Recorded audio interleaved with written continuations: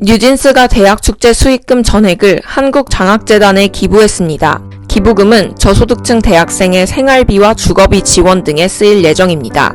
멤버들은 일주일간 7개의 대학축제에 서며 큰 힘과 사랑을 받았다. 우리가 받은 사랑을 도움이 필요한 대학생에게 돌려드리고 싶었다. 이런 기회가 주어지는 것에 감사한 마음이라고 전했습니다. 뉴진스는 신곡 하우스윗과 버블검을 비롯해 여러 히트곡을 선보이며 관객들로부터 뜨거운 호응을 얻었는데요. 이에 그치지 않고 수익금 전액을 기부하며 뜻깊은 행보를 이어갔습니다. 해리는 오는 9일 자신의 생일을 앞두고 서울 아산병원에 5천만 원을 기부하는 선한 영향력을 펼쳤습니다. 기부금은 저소득층을 비롯한 의료 취약계층을 위해 사용될 계획입니다. 해리는 많은 분이 건강한 모습으로 미래를 꿈꾸길 바라는 마음으로 나눔에 동참했다고 말했습니다. 변우석의 소나기가 빌보드 글로벌 200, 199위에 올랐습니다.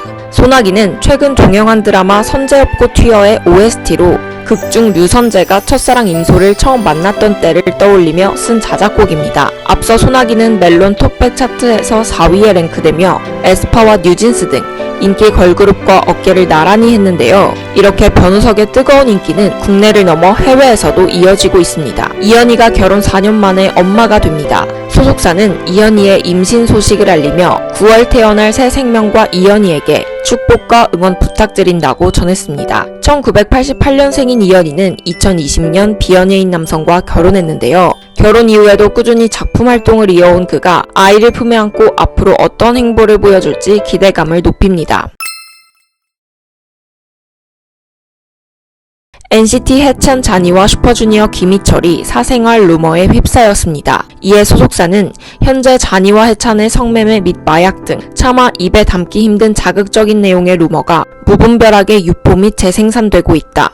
확인 결과 이는 전혀 사실이 아니다라고 밝혔습니다. 특히 아티스트를 둘러싼 무분별한 루머 생성과 함께 악의적인 비방도 계속되고 있는 상황인 만큼 소속사는 이러한 범죄 행위를 좌시하지 않고 국적을 불문하고 선처나 합의 없이 관련 행위자들을 법적으로 처벌받도록 할 방침이라고 경고했습니다. 최근 온라인 커뮤니티에는 NCT 멤버들이 일부 호텔에서 성매매와 마약 등을 했다는 루머가 확산됐습니다. 김희철도 일본의 유흥업소에 방문했다는 내용의 글이 퍼졌는데요. 당시 김희철은 팬 소통 플랫폼 버블을 통해 단 한 번도 우리 회사 후배들이랑 밖에서 따로 밥 먹거나 술 먹거나 본 적도 만난 적도 없다. 심지어 연락처도 없다고 선을 그었습니다.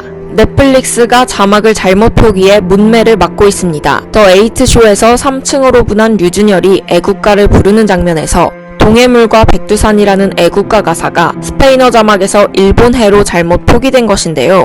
이에 넷플릭스는 이 같은 오류를 확인하고 수정하는 과정이라며 유사한 사례가 없는지 보고 추후 번역에 만전을 기하겠다고 했습니다. 작품은 8명의 인물이 8층으로 나뉜 비밀스러운 공간에 갇혀 시간이 쌓이면 돈을 버는 달콤하지만 위험한 쇼에 참가하면서 벌어지는 이야기를 그린 작품으로 배우 류준열, 박정민, 천우희, 문정희 등이 출연했습니다. 위키미키가 데뷔 7년 만에 해체합니다. 위키미키는 오는 12일 새 디지털 싱글 코인시데스티니를 발매하고 팬들에게 마지막 인사를 전할 예정입니다. 이번 신보는 위키미키가 2021년 11월 발매한 미니 5집 이후 2년 7개월 만에 완전체로 발표하는 신곡인데요. 코인시 데스티니는 만나다는 뜻을 가진 코인사이드와 운명을 뜻하는 데스티니의 합성어로 우연히 만나게 됐으나 멤버와 팬은 하나가 될 운명이었다는 의미를 담고 있어 팬들을 향한 멤버들의 마음을 느낄 수 있는데요. 2017년 데뷔한 위키미키가 7년 만에 해체 소식을 알린 가운데 멤버들이 함께가 아닌 따로 어떤 행보를 펼칠지 관심을 모읍니다.